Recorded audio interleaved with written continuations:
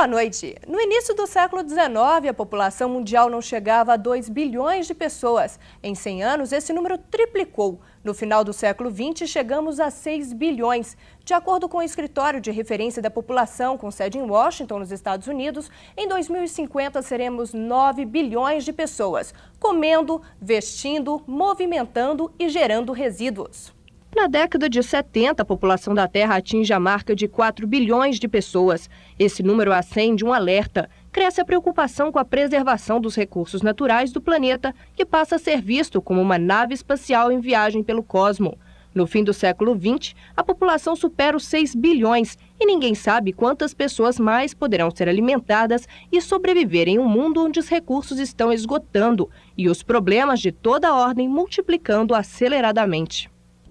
O Ecolatina em TV está no ar. E para falar sobre a relação do homem com seu planeta, que tipo de tratamento a espécie humana vem dando ao seu habitat, convidamos o ambientalista Roberto Messias Franco. Roberto Messias é geógrafo formado pela Universidade Federal de Minas Gerais, com pós-graduação na França e nos Estados Unidos.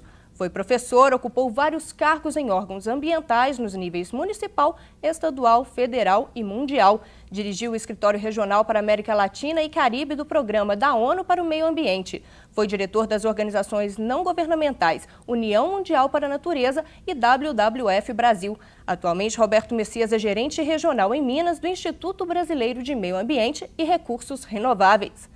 Participam do debate o jornalista Irã Firmino, editor do Jornal do Brasil Ecológico. A jornalista Berenice Martins, assessora de comunicação da Associação Mineira de Defesa do Ambiente. E o diretor executivo do Instituto de Educação Tecnológica, Ronaldo Guzmão. Boa noite a todos. Boa noite, Roberto. Boa noite, boa noite. Roberto, como que é essa relação entre meio ambiente, desenvolvimento e recursos naturais? É possível conciliar tudo isso? Mas é muito difícil, né? Nós temos, ao longo desses últimos anos, visto como é difícil quando se pensa, afinal de contas, o desenvolvimento destrói, o homem deixa o que chamaríamos de pegada ecológica na Terra, ou seja, o traço dela, da humanidade, da sociedade. Isso é que nós precisamos ver qual é o equilíbrio que é possível. Há um tempo atrás, o Ailton Krenak, um indígena conhecido aqui em Minas Gerais, dizia: se o homem fosse igual ao passarinho, ele passaria voando e 1 minuto depois ninguém perceberia que ele passou por ali. Mas a sociedade humana não é assim. Quando uma cidade se instala, por exemplo, na beira de um rio, ela vai julgar algum rejeito, ela vai usar a água daquele rio. Quando os portugueses vieram e descobriram, a Europa descobriu a América, afinal de contas, né? Tinha uma quantidade enorme de floresta, de recursos naturais, uma riqueza muito grande, que foi o pau-brasil, depois foram as pedras preciosas, depois a agricultura, e tudo isso deixa uma marca, uma pegada. O WWF fez há alguns anos atrás, 2, 3 anos atrás, um estudo e dizia o seguinte, que a Terra hoje tem uma capacidade que é menor de manter a população humana, que faz com que ela como se a gente tivesse um capital, né, uma conta de banco, e sempre tirasse mais dinheiro do que tem lá. O que vai acontecer? O nível da sua conta vai só baixando, né? E vai chegar num ponto que nós vamos estar devendo. Né? E para muitas pessoas, para muitas organizações internacionais, inclusive, nós estamos muito próximos dessa época em que passaremos a dever. No caso, por exemplo, da água, que é alguma coisa muito importante que nós temos, né, para a humanidade como um todo. Tem 2 países na América Latina, o México e o Peru, que já estão abaixo do nível desejável de água por habitante, ou seja, tem um cálculo hidrológico feito internacionalmente que diz que deve ter uma disponibilidade de tantos metros cúbicos por habitante ano. México e Peru já estão abaixo desse nível. Claro que o Brasil não, o Brasil nós temos essa abundância enorme de recursos naturais, abundância enorme de água, que faz com que inclusive a sociedade brasileira passe a desperdiçar, usar à vontade, queimar, estragar, como que foi feito com os nossos ecossistemas durante esses 4 séculos de história do Brasil, né? E nós temos que lutar agora para que não aconteça, para que isso não se repita com a Amazônia, que é, afinal de contas, uma área de expansão ainda da fronteira econômica do país. A água, então, seria o maior problema aí enfrentado pela humanidade? Não sei a água, mas talvez a falta de cuidado com a água, né? Quando se fala de água, que é alguma coisa muito importante, nós temos, por exemplo, a água, a sociedade humana, nós consumimos muita água, né? Mas nesse consumo tem uma que consome mais que todas as outras, que é a irrigação. A agricultura irrigada consome muita água. A indústria consome água, a população, as cidades consomem água. E mais do que consumir, tem uma outra coisa. Pegam a água limpa num rio, que é fonte de vida, e transforma aquele rio no rio morto, portanto, em fonte de doença e morte, né?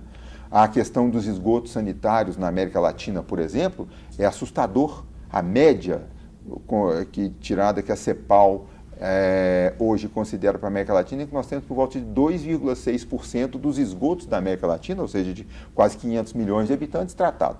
E o resto todo é julgado in natura nos córregos, nos rios, nos lagos e nos mares. Ora, isso significa que nós estamos transformando os ecossistemas vivos em ecossistemas, se não mortos, pelo menos altamente contaminados. Isso explica para o nosso telespectador o que é CEPAL, porque a gente falou e não falou. O CEPAL é a Comissão Econômica para a América Latina. É um órgão das Nações Unidas que tem uma Comissão Econômica para a Ásia, para a África, para a América Latina.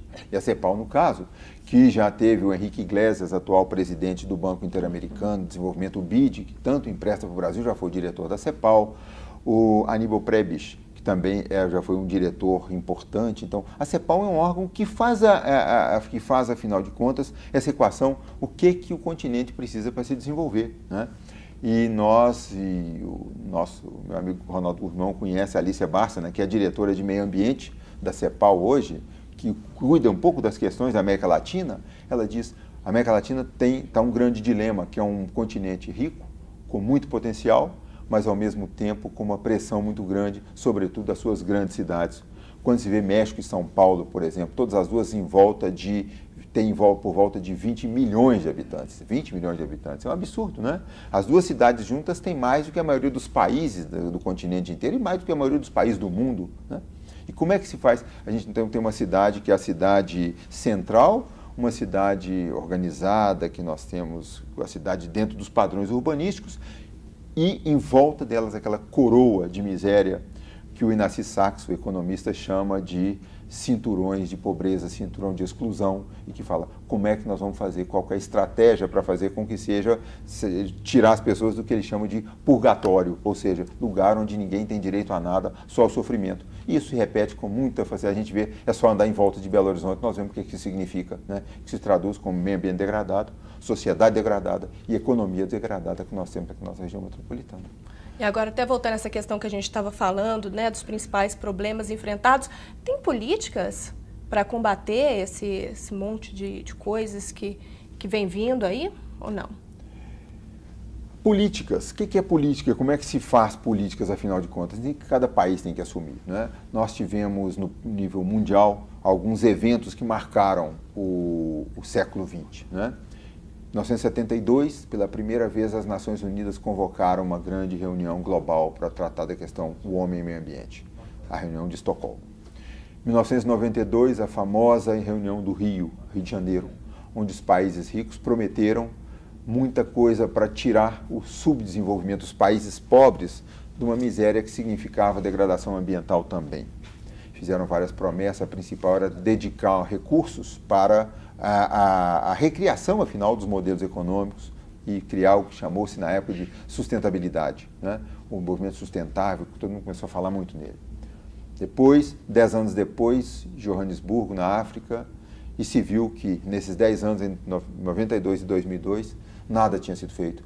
E que, afinal de contas, o que tinha avançado no mundo foi um padrão de crescimento capitalista, desperdiçador, injusto, excludente, com os Estados Unidos como potência imperial mandando cada vez mais, e vimos então que não houve progresso nenhum, pelo contrário. Tem um dado que me impressionou muito, em 92 foi aprovada a chamada Agenda 21, né? Muitas pessoas já viram falar nela, onde os países desenvolvidos se comprometiam a dar 0,7% dos seus PIBs, 0,7%, gente, não é muita coisa, em 10 anos para o desenvolvimento sustentável, para questões ambientais nos países mais pobres. Na época, eles davam 0,31%.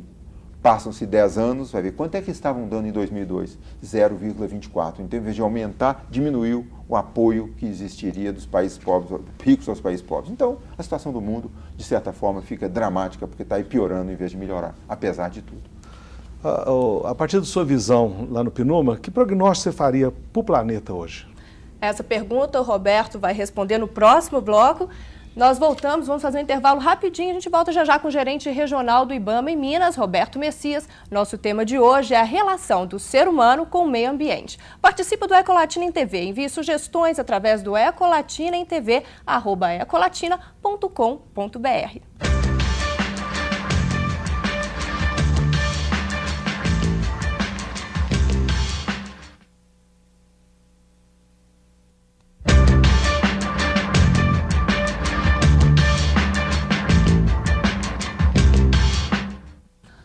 Voltamos com a Ecolatina em TV. Irança tinha feito uma pergunta sobre prognóstico para o mundo.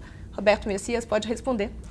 Eu acho que hoje, respondendo a pergunta de Irã Firmino, tem alguns fatores que vão ser importantes no futuro do mundo. Primeiro é que a questão da China, né? Outro dia eu conversando com um empresário que foi junto com o presidente Lula, com o governador Aécio à China, o Dr. Luiz Custódio Martins, do setor de açúcar e álcool, ele dizia que na China impressiona muito que tem um programa atualmente em que, por exemplo, o governo chinês vai dizer, olha, 150 quilômetros aqui de costa nós vamos assentar nos próximos 10 anos 300 milhões de pessoas. Então o que vai acontecer com isso? O mundo hoje nós temos mais ou menos 50% da população que é rural e 50% que é urbana, né? Há 200 anos atrás eram 97% rurais e 3% urbanos. Com a China virando para se urbanizar, nós vamos ter então um mundo que vai ser pela primeira vez na história da humanidade mais urbano que rural, ou seja, mais consumidor do que produtor, menos autossuficiente. Isso, se esse modelo se propaga, se na Índia nós estamos tendo também um resto de urbanização e os países da América Latina estão crescendo, de novo, a gente sempre vê o global e o local. Voltemos para Belo Horizonte, Minas Gerais. Aqui está crescendo igual um formigueiro e o interior ficando vazio. Se acontecer isso, nós vamos ter, então, no grande prognóstico mundial, uma sociedade urbana que vai ter que achar um jeito de gastar menos o recurso da própria terra. Enquanto isso, nós tivemos agora a reeleição do presidente Bush, que não é auspicioso para o futuro da humanidade, porque ele se compromete com os grandes cartéis petrolíferos, que são a queima de combustível fóssil, que pode comprometer o próprio aquecimento do planeta. Então, acho que o mundo tem que tomar consciência de que, depois de um século, o século XVIII, XIX, de ideias, depois de um século XX da tecnologia, tem que haver o século XXI da humanidade, do humanismo, de uma nova maneira de relação do homem com a natureza. Senão, a Terra pode correr para uma hecatombe universal. As atividades socioeconômicas geram inúmeros problemas ambientais. É possível sustentar o desenvolvimento humano em uma base ecologicamente equilibrada? Vamos responder isso. A América Latina, ela é hiper rica, né, em recursos naturais, como você disse, até o Brasil também, só que ela não reverte isso em favor da população. Como que isso pode ser feito, esse desenvolvimento reverter recursos naturais para o desenvolvimento humano? Veja, é uma pergunta difícil porque tem uma componente muito política, né? Todos nós que conhecemos os países da América Latina, a gente vê que a riqueza, nós temos uma elite que é pavorosamente centralizadora de riquezas, que trata uma parte grande dos excluídos da população, as populações indígenas, por exemplo, como escravos ou semi-escravos. Então essa base é que vai deteriora-se as relações sociais, não se constrói uma economia sólida e a terceira consequência é o ambiente, o meio ambiente, a base natural se torna uma coisa totalmente também estraçalhada por esse modelo predador que temos na América Latina. A Amazônia, por exemplo, é um exemplo hoje muito difícil e ainda muito significativo para nós. Nós temos na Amazônia brasileira, por exemplo, que vai se relacionar com as outras Amazônias. O Brasil tem 50% da Amazônia, que tem 15% já desmatado. Nos outros países da América Latina é menos do que isso. Mas o Brasil tem que dar um exemplo, que seja um bom exemplo, e também mostrar para outros países que existem maneiras não predatórias de usar um ecossistema tão rico como a Amazônia, que tem em capital de biodiversidade, diversidade biológica, uma riqueza enorme, mas que até agora não está sendo aproveitada. A Costa Rica, por exemplo, né, tem um instituto de biotecnologia, o INBio, que usa as descobertas, que faz convênios com laboratórios internacionais, fica com uma porcentagem localmente e está se tornando, por incrível que pareça, daquele tamanhozinho, um país mais importante em pesquisa de biodiversidade do que o Brasil, com esse tamanhão todo. Ronaldo, você citou um ponto, Roberto, voltando para a América Latina, né? A América Latina tem 8% da população mundial, 23% das terras, né, cultiváveis, né? E por aí vão falando, 46% das florestas tropicais do mundo. Agora, como reverter por qual a relação, né, das pessoas da América Latina com relação ao meio ambiente? Por que nós não conseguimos reverter esse recurso tão importante para o desenvolvimento, né, do seu povo? Porque nós continuamos, a América Latina continua tendo a mentalidade do colonizado, sendo as elites, como eu dizia, voltados para os hábitos e para o consumismo dos países do primeiro mundo, não se preocupa com a sua população propriamente, não redistribui a renda. Então, a redistribuição da renda, da cultura, a distribuição da riqueza em toda a sua abrangência, riqueza cultural, riqueza econômica, riqueza ecológica, é fundamental que a gente aprenda. Os indígenas, as enormes quantidades, diversidades de índias, de etnias que nós temos na América Latina, com toda a sua sabedoria, a sabedoria da civilização do milho, dos maias e dos astecas, das pirâmides, tudo isso que tem sido literalmente enterrado por aqueles que vieram primeiro, os colonos espanhóis e portugueses, sem nenhuma visão daquela riqueza, daquela diversidade cultural, e agora todos nós, presos ao paradigma americano, continuando cada vez mais consumidores, e é preciso que haja uma reversão pela educação ambiental e por uma mudança política. As elites têm que perder o poder político, senão a América Latina pois é, mas não vai nós não conseguir estamos sobreviver. perdendo o nosso principal recurso. Por exemplo, a biopirataria, né? Nós estamos falando de pirataria do software, mas ninguém fala da biopirataria nos veículos internacionais. Um único remédio de uma única multinacional rende 3 bilhões de dólares. E o produto foi pirateado das florestas amazônicas. Como vê essa relação? Por quê? Quais são as proteções que nós devemos dar ao nosso recurso? Governos fortes e comprometidos com essa proteção.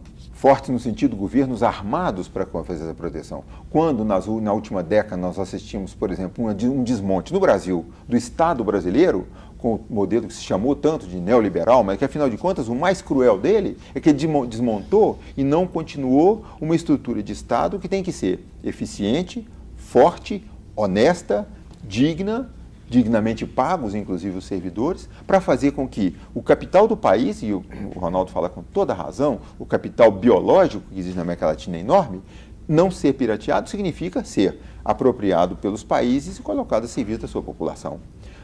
Nós nos lembramos, há alguns 3, 4 anos atrás, um episódio muito triste, né? Quando o Brasil começou a tentar fazer um instituto de biotecnologia, uma grande estrutura para a defesa da biotecnologia, começou-se a fazer um prédio de Manaus, uma roubalheira danada, o dinheiro sumiu, nada foi feito e nós não temos nada disso implantado. É todo um processo, não se muda de um dia para a noite, mas é preciso que a população, e eu acho que acontece em alguns lugares, em vários setores, vários segmentos da população, uma necessidade, né, de fazer com que nós, população brasileira, nos apropriemos disso para que o Brasil possa ter um novo tipo de desenvolvimento. O senhor não acha que, por exemplo, os acordos com outros países, como foi feito recentemente com o Paraguai para estudar aquífero Guarani, ou mesmo a inserção da pauta ambiental no Mercosul, que se discute questões econômicas, mas nos coloca a questão dos recursos naturais, uma melhor forma de utilizá-los? O senhor falou em governos fortes, o senhor não vê uma saída nesse tipo de acordo com outros países que contraria até a cultura, porque a América Espanhola diz que o Brasil vira as costas para eles, né?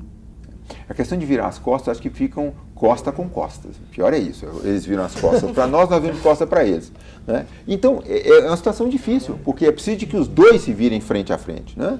No caso, por exemplo, nos outros países, eu tive na experiência de dirigindo um órgão latino-americano, é curioso, porque todos os países têm um certo receio do imperialismo brasileiro. Acham que nós somos grandes demais, e que o Brasil é grande demais que pode engoli-los, né? Isso não é verdade? E é verdade também, porque se a gente pegar, por exemplo, a Amazônia, 50% é brasileiro. Se pegar a América do Sul, os outros países todos juntos têm um PIB, um produto interno bruto, similar ao do Brasil sozinho, né? A potência do Brasil é muito forte. Então, e ao mesmo tempo o Brasil, por outro lado, agora eu acho que o presidente Lula tem feito um grande esforço nesse sentido da integração, tem também uma relação que o Brasil também os considera menores, inferiores, não tão dignos de atenção, como tantas vezes as relações privilegiadas foram com os países do primeiro mundo, europeus e os americanos principalmente. E a gente acaba caindo naquela esparrela de tanto tentar ficar perto dos países que são tão ricos, nós ficamos os pobres perto deles. Então, é preciso criar novos blocos, sobretudo de interesses e de importância dada nas políticas governamentais. Quando a gente vê, por exemplo, as legislações ambientais, trazendo lá para a questão ambiental nossa, não é? Tem 2 países que têm legislações sólidas ambientais, né, na América Latina, são o Brasil e México. Não por acaso, os 2 maiores países da América Latina do ponto de vista da economia, né? E quando nós vemos os dois países que têm também centros urbanos que têm problemas importantíssimos. Na Cidade do México, quando eu vivi lá, nós tínhamos alguns fenômenos curiosos. Por exemplo, tinha dia, durante o inverno, a inversão térmica acontecia, a poluição era tão grande que no rádio, no rádio da manhã e no jornal da televisão de manhã, dava o recado: não abram suas janelas para a poluição não adentrar suas casas. Não. E tinha dias que suspendia-se as aulas dizendo: não mande suas crianças à escola. Aqueles que gostam de caminhar de manhã, como era o meu caso, não caminhem por causa da poluição que está lá de fora. Quer dizer, isso é um extremo de uma cidade extremamente grande, mas que também a poluição de Santiago do Chile, de São Paulo, etc., ficam assustadoras por um fenômeno urbano que tem que ser revertido, né? Vamos a um rápido intervalo, a gente volta já já com o Roberto Messias explicando para a gente essa relação do meio ambiente e o homem. Participe do Ecolatina em TV, envie sugestões através do ecolatinamtv@ecolatina.com.br. Voltamos já.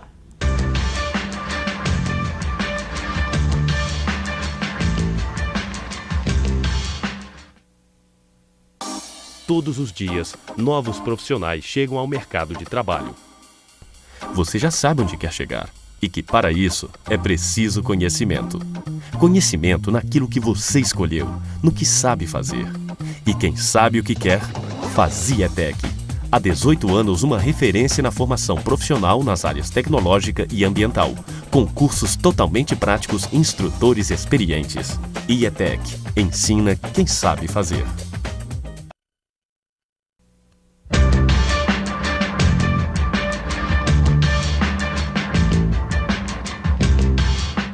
Voltamos com a Ecolatina em TV. Nosso entrevistado de hoje é Roberto Messias, gerente regional do IBAMA em Minas. Iranza queria fazer uma pergunta? Pode fazer. Para tentar dar uma esperança, né, Roberto? O nosso atual secretário de Meio Ambiente, né, e ex-ministro Zé Carlos Carvalho, diz uma frase uma vez que o capitalismo havia descoberto o meio ambiente, que aí o planeta estaria salvo porque se encontrar valor econômico para salvar o planeta. Então eu queria dar um exemplo, por exemplo, o Chile, um exemplo latino-americano. O Chile hoje, daquele tamanho, metade é deserto, outra metade é neve, ele hoje planta florestas de eucalipto e pinos e vende para o Brasil, enquanto o Brasil tem déficit madeireiro e está destruindo a Amazônia, né? Quer dizer, se essa apropriação do econômico, do ambiental, pode ser uma saída, já que o mundo é econômico? Eu acho que sim, pode ter saídas aí. No caso, por exemplo, no caso do Brasil, eu acho que o Brasil tem que plantar florestas. Tem que plantar florestas para evitar florestas plantadas de madeira para usar, nas áreas que já foram degradadas, para evitar pressão em cima da própria mata nativa. Nós temos, segundo os cálculos da Diretoria de Floresta do IBAMA, um déficit anual de 140 mil hectares ano. Ou seja, nós usamos madeira de 400 mil, plantamos 250 mil, ou seja, cada ano são 150 mil hectares, ou seja, 150 mil campos de futebol devastados que nós temos a menos de floresta atual. Então, é um déficit muito grande, eu acho que isso realmente temos. Agora, quando você fala o capitalismo, eu acho que tem que descobrir a sociedade também, né? Tem que descobrir que o mundo tem que criar recursos para a sociedade, que aí então nós entraríamos no novo, que seria um desenvolvimento socialmente justo, economicamente viável, e aí ecologicamente teria que ser correto para evitar essa depredação que nós vivemos. Roberto, você que já participou aí dos 3 níveis de governo, como que esse diálogo ambiental entre o governo federal, estadual, municipal, principalmente nessa questão de hidrelétricas e remoção da população? Trabalhar junto, quando nós falamos de diferentes níveis de governo, o governo com a sociedade, o governo com as universidades, a sociedade com as universidades, é muito fácil dizer, todas as pessoas entendem o que é uma sinergia, ou seja, trabalhar juntos, que juntos dá mais fruto do que cada um ficar separado do seu lado. Teoricamente, nós todos sabemos disso. Agora, vai colocar isso em prática. Como trabalhar junto, tirando de lado as vaidades, tirando de lado o que cada um tendo a vontade e a intenção de colocar o seu e não tirar proveito do seu. É muito difícil, não é? As relações na sociedade humana são difíceis. Nos movimentos ambientalistas, né, Benício, é muito difícil colocar pessoas que têm ideias tão parecidas, mas para trabalhar junto, criar coisas concretas, programas, porque aí começa esse é meu, esse é meu. No Brasil, especialmente, nós temos uma cultura que é individualista, que é o buscar as soluções individualmente, e isso transpassa para as políticas ambientais também. Né? Imediatista também. Imediatista. Nós consideramos que longo prazo, quando a gente fala de longo prazo, fala de 5 anos e não de 50 anos, né? Então, eu acho que existe um marco legal fundamental, a Lei 6938, a Lei Nacional do Meio Ambiente, ela diz que tem um sistema nacional do meio ambiente, né? O órgão federal, que tem uma coordenação, cada estado assumindo as grandes tarefas de controle de poluição, e os municípios tendo que fazer também os seus conselhos de defesa do meio ambiente, etc. Então, o princípio é absolutamente correto, é preciso colocá-lo em prática, e é preciso que a sociedade ajude, colabore, cobre e faça cada um a sua parte, né? Meio ambiente é uma questão que é de todos, a gente não pode achar que não é de ninguém, porque senão não vai dar certo, né? Você citou um ponto, Roberto, acho que como geógrafo, né, principalmente, como você vê a relação, né, do brasileiro com relação ao meio ambiente, qual o diferencial dele para os outros povos da América Latina? O Brasil tem uma característica importante, que é o brasileiro, como o país é muito rico, tem uma sensação nacional de abundância, né? Poluir rio, bobagem, tem tanta água, né? Floresta, aqui, queimar mais um pedacinho, né? Há uns tempos atrás, a questão do cerrado, por exemplo, né?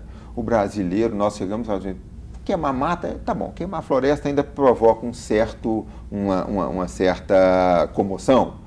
Quando você vai da Mata Atlântica, por exemplo, em especial, onde tem em Minas Gerais, nós temos 3% de remanescente, 97% já foram destruídos, né? Mas quando fala do cerrado, né? Aquelas árvores tortas, meio feias, ninguém liga muito não, né? A gente pode destruir, não tem importância, tem mais, né? Tem aquela frase do Armando Nogueira, né? Nem tudo que é torto é errado, vejam as pernas do Garrincha e as árvores do cerrado, né? Que nós devemos defender, né?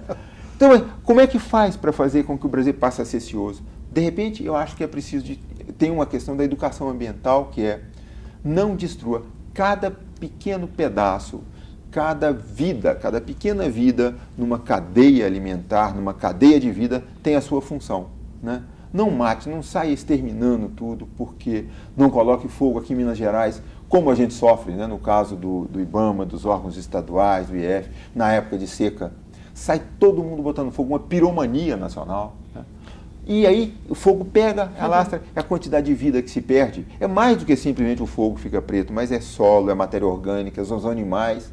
Há um tempo atrás, eu via, por exemplo, no Parque da Canastra, uma tamanduá mãe, que morreu queimada no fogo, que ela com o corpo dela cobriu aquele filhote que estava ali debaixo, que foi resgatado, depois conseguiu sobreviver. Mas como essas, são milhares de vidas que são ceifadas em cada fogo, em cada ano desse. Mas não era o momento de proibir as queimadas? Porque eu já perguntei isso para um diretor do IAF, ele achou que seria muito complicado, seria mudar muito a cultura do brasileiro. Tem outras formas de manejar o solo?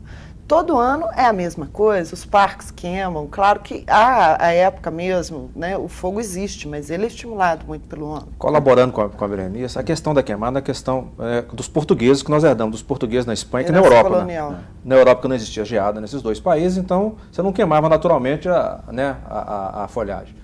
Não é uma questão cultural que nós devemos combater, que nós devemos mudar esse processo, colaborando, acabar realmente com a queimada? Eu acho que sim. Eu acho que é preciso, para mim, as queimadas são todas vamos falar, criminosas ou, se não, colocadas. Não existe a questão de dizer que o fogo é espontâneo, que acontece por acaso. Mentira. Um ou outro, sim, mas a grande maioria é fogo queimado. Mas estou falando da queimada na agricultura mesmo, onde põe fogo para remover, né, o caso da cana-de-açúcar, por exemplo. Tem uma origem, no caso da queimada, para fazer pasto, para limpar as fazendas, os pastos, etc., é cultural e tem a ver com a própria estrutura fundiária do país. Exato. Porque imagina, se tiver uma pequena ou média propriedade, bem capitalizada, com tecnologia própria, então o proprietário vai ter um trator, vai ter uma tecnologia, vai ter um trabalho que ele não precisa do fogo. Agora, quando você tem uma enorme propriedade que quer utilizar pouca gente, que quer pagar pouca gente, o latifundiário não gosta de pagar salário, gosta de pagar, gosta de ter escravo de preferência. Então, e que tem que abrir aqui de qualquer jeito grandes extensões com pequeno custo, qual que é a resultado da equação? Pau de fósforo. Bota fogo, abana e deixa queimar, né? A questão, por exemplo, é verdade que no caso que tem uma série de macegas aqui na nossa região de campo, de cerrado e tal, nasce um mato que depois seca, aquilo não é comestível para o gado.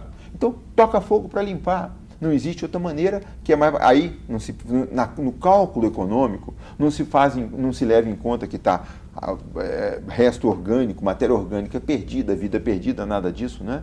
Então, como o Ronaldo dizia, Benezia, tem uma grande revolução cultural para ser feita, que naturalmente não dá para se fazer da noite para o dia, de um dia para outro, mas tem que ser desestimular o fogo e mostrar alternativas. Eu acho que no caso, por exemplo, ainda nós vamos ter que conviver em vários lugares com essas queimadas. Aí começa, a gente fala o fogo controlado, etc. Uma maneira de minimizar. Mas minimizar não significa abolir o custo. Eu acho que a médio prazo nós temos que lutar para acabar com esse fogo antes que o fogo, ou a formiga plagiando Monteiro Lobato também, né, acabe com o Brasil. Né? Temos o fogo, a formiga e agora o banditismo urbano, que podem acabar com o Brasil.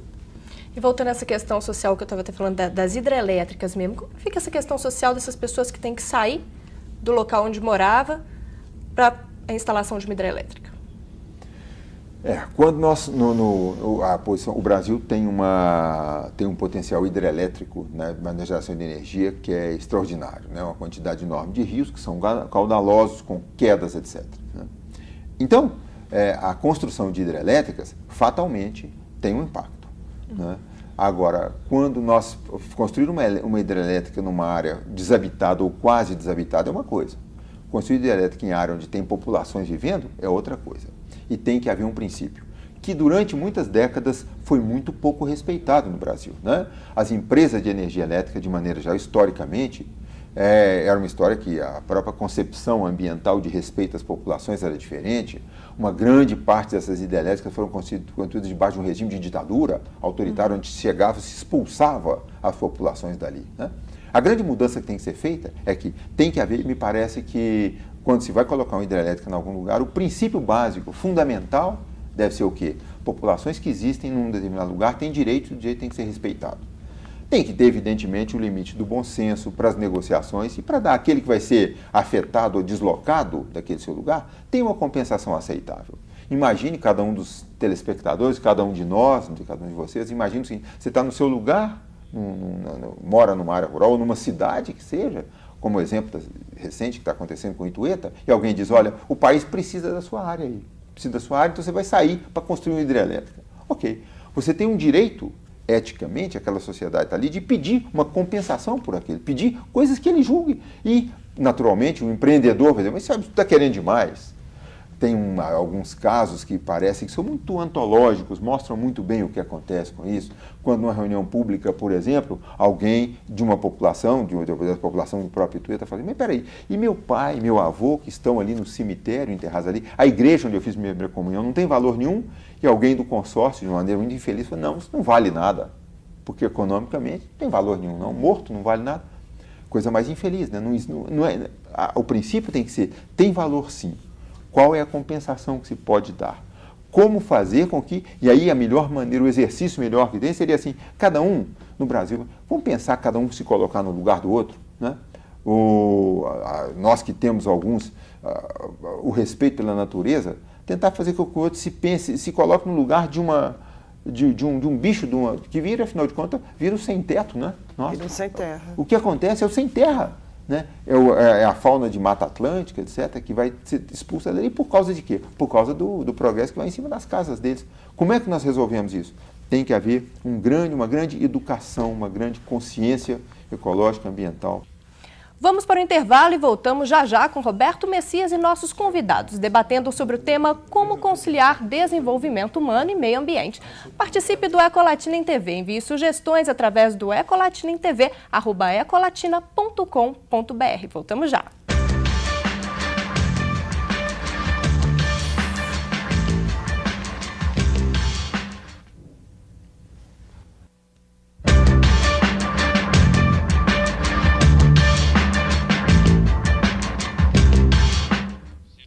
Voltamos com a Ecolatina em TV. Nosso entrevistado de hoje é o gerente regional do IBAMA em Minas, o ambientalista Roberto Messias. Berenice, você ia fazer uma pergunta? O senhor estava dizendo que essas populações que precisam ser retiradas para as construções das hidrelétricas, elas têm que ter esse direito adquirido, o direito garantido, o direito do acesso à terra. Nós estamos vendo o Irapé aí, foi impedido de começar o enchimento reservatório exatamente porque as famílias não foram reassentadas. E o governo de Minas está nesse empreendimento. Como é que o senhor vê isso? O governo que deveria ser o primeiro a garantir esses direitos, não é verdade? É verdade. Eu acho absolutamente correto não deixar que se encha os reservatórios, que se conclua a obra antes de ter resolvido os problemas daqueles que eram os proprietários primários dali, afinal de contas, tinham suas vidas, suas culturas, suas economias naquele lugar. Acho absolutamente correto. No caso nosso, por exemplo, o IBAMA atualmente está licenciando a hidrelétrica de Aimorés e temos sido considerados até duros pelo próprio consórcio empreendedor, mas achamos que é a maneira correta de ser, ou seja, enquanto a última das condicionantes que afete a vida das comunidades, das populações, não for resolvida, não estiver absolutamente feito, nós não daremos a licença de operação, a licença que seria para o enchimento do lago. Por quê? Porque é a questão básica de respeitar os direitos de uma população. Acho que o governo tem que dar o exemplo, o primeiro exemplo. E aí, evidentemente, a gente sabe que as finanças públicas têm dificuldades, mas é a tal história. Tem que ser cumprido. Mas tem uma pressão muito grande do outro lado, né, dos empreendedores querendo licenciamento mais rápido, querendo um retorno mais rápido desse investimento, que não é pouco, né? Exatamente, sempre vai haver. No caso, por exemplo, também, muitos dos seus espectadores certamente têm visto na imprensa o tempo todo, o IBAMA está atravancando o progresso.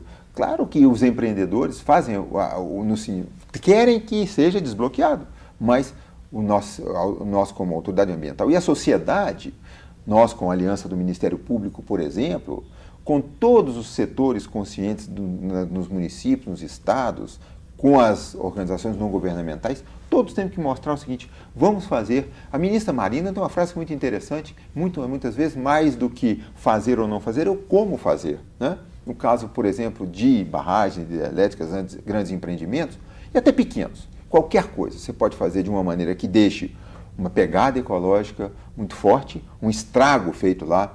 Vide as mineradoras aqui pertinho, passem atrás da Serra do Curral, tem uma mineração aqui, em frente aos motéis na BR-040, que deixou um estrago, uma coisa horrorosa, e ninguém nunca foi responsabilizado. É diferente de minerar fazendo o recapeamento, a recomposição das áreas mineradas. Pode se fazer de várias maneiras, né? Pode se fazer a atividade econômica, pode ter um pequeno dano e pode ter um grande dano, de modo que carece de se escolher. Minas foi escolhida pelo governo federal para ter um piloto de regulamentação fundiária, né? Como que fica essa questão? Porque quando se cria um parque nacional também há desapropriações. Isso vai mudar?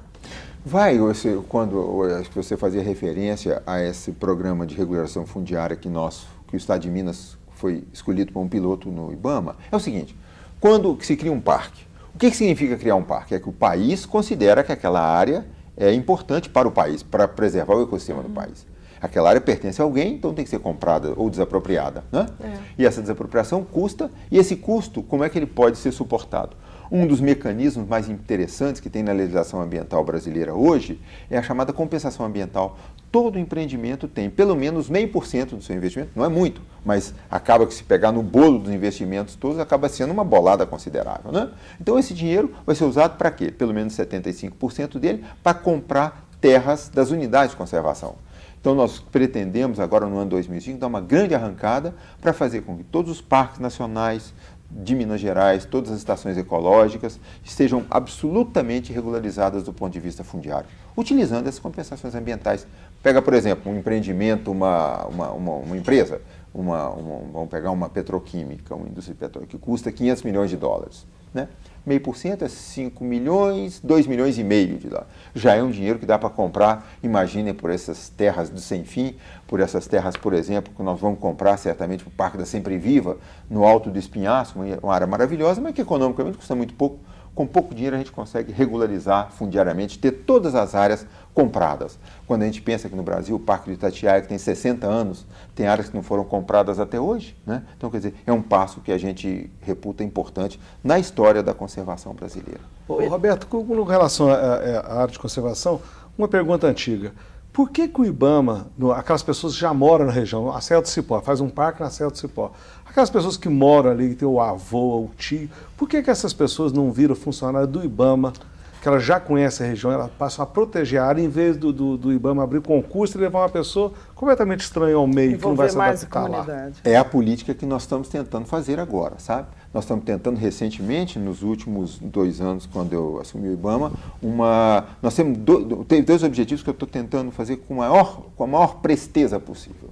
Primeiro, em cada parque, cada unidade de conservação, tem um conselho diretor dele em volta. Ou seja, as pessoas que moram por ali aprovarem dizer que o IBAMA, ou no caso, acho que vale para o Instituto de Floresta, para todos, né? Quem está em volta diz o que pode e o que não pode. E com o compromisso nosso, um compromisso político de seguir essas sugestões, né? E a segunda é exatamente isso, quer dizer, pessoas que moram por ali conhecem melhor, né, a política de contratar as pessoas que estejam aptas, capazes nas regiões próximas. Mesmo até os gerentes dessas áreas, nós estamos procurando ter as pessoas que estão próximas. Não pode né? ser sem concurso? Não, aí para os cargos de confiança pode ser sem concurso. E para os outros nós estamos incentivando a se candidatarem a entrar nos concursos. Só que, vejam, de novo vem aquela história. O Brasil, nós estamos num nível de desigualdade tão grande da sociedade que isso acaba afetando até as relações de empregados no IBAMA. No caso, o IBAMA fez um concurso há 2 anos atrás, abrindo 900 vagas, números redondos, né? Das quais queríamos que a metade fosse para a Amazônia, para as unidades da Amazônia. Nós temos parques de 1 milhão de hectares com 2 servidores, né? Temos o Parque do Tumucumaque com 4 servidores, com 3 milhões de hectares. Então, áreas enormes com pouca gente. O IBAMA quis que se levasse essas pessoas para lá. As pessoas que foram, muitos estão querendo voltar para o seu lugar de origem. Por quê? Lugar que forma as pessoas que passam no concurso, as mais bem preparadas, inclusive técnicas cientificamente, são do Rio de São Paulo, de Curitiba, de Belo Horizonte, e vão para lá e começam, no dia seguinte que chegam lá, as desadaptações, as dificuldades. Então, é muito complicado. O Brasil é um país rico, difícil e injusto, né? Então, a política ambiental tem que levar em conta isso tudo. Tem que formar pessoas, tem que treinar e capacitar, educar a educação ambiental, a que fazem as universidades, a que faz o IETEC, a que faz. A população precisa disso com muita urgência, né, para poder mudar o próprio modelo de desenvolvimento, o modelo que vai desde o empregado até as grandes políticas nacionais, né? Eu queria voltar à questão do programa de regularização fundiária. O senhor disse que eu queria entender como é que vai ser equacionado isso, porque a gente tem áreas que, por exemplo, de grande importância ecológica, que precisam, por exemplo, ser regularizadas rapidamente. Temos áreas de grandes conflitos sociais. O que vai ser prioridade? Como é que vocês vão destinar esse recurso? O que vocês vão avaliar? A prioridade, no caso nosso da política do IBAMA hoje, são as áreas mais frágeis ecologicamente. São a prioridade, ou seja, aquela que está correndo mais risco, né? Então, se nós temos recursos que se não forem suficientes para todos, então vamos pegar e primeiro aquelas que estão mais arriscadas. É uma coisa, por exemplo, ainda seguindo esse raciocínio, Denise, interessante, por exemplo, a SOS Mata Atlântica diz que a Mata Atlântica é mais importante que a Amazônia. Outros dizem, não, a Amazônia é mais importante que a mais rica. Mas qual que é o que tem mais risco atualmente? Então, a Amazônia está mais sob risco, né? Está mais ameaçada porque tem uma população muito grande e o remanescente é muito pequeno, né? Então, quando nós pegamos, né, um ponto importante de política em primeiro lugar, aquelas que estão sob mais alto risco. E, quando chega a questão dos conflitos com populações que vivem, então, é também um diálogo importante. Nós temos que fazer, no caso especial com o INCRA, por exemplo, que é os assentamentos fundiários, etc. Durante muito tempo se acreditou que colocar um assentamento de pessoas sem terra pudesse significar, e é um risco que possa realmente significar, a destruição de um ecossistema natural que está ali. Então, imagina, ele está conservado é porque não está utilizado. Então, se não está utilizado, pode destruir. Então, nós temos que fazer uma coisa que seja o contrário, né? Que seja uma educação ambiental para o próprio assentamento rural. Então, isso também faz parte, né? É uma das políticas que nós temos que trabalhar para que o assentamento não seja perdido. Roberto, e para encerrar, desde cedo você já está ligado a temas ambientais. De quando você formou até hoje, muitas intervenções aconteceram. Você tem um sonho ambiental? Tenho um sonho ambiental que seria começar, digamos, se a gente pegar, por exemplo, a questão ambiental no Brasil, o meio ambiente, apesar das leis, apesar das estruturas, apesar da consciência, apesar dos jornais, do JB Ecológico, apesar de todas as iniciativas, apesar da sociedade, das ONGs, anda há 25 anos lutando. O que vai acontecendo? O Brasil, do ponto de vista ambiental, nós estamos descendo a ladeira. Meu grande sonho ambiental é quando a gente possa fazer uma reversão, aquele avião que está quase caindo, reverter e começar a subir de novo. Ou seja, quando nós começarmos a ter mais áreas recuperadas que destruídas, mais rios limpando do que sendo sujos, mais população se assentando nas áreas rurais do que vindo desesperadamente para ser mais um marginal urbano. Esse aqui é o meu sonho. Obrigada. Agradecemos ao jornalista Irã Firmino, editor do Jornal do Brasil Ecológico, a jornalista Berenice Martins, assessora de comunicação da Associação Mineira de Defesa do Ambiente, ao diretor do IETEC, Ronaldo Guzmão, e ao gerente regional do IBAMA em Minas, Roberto Messias. E a você que acompanhou essa edição do Ecolatina em TV. Comunique-se com a gente através do e-mail ecolatinamtv@ecolatina.com.br. Boa noite, esperamos você na próxima semana.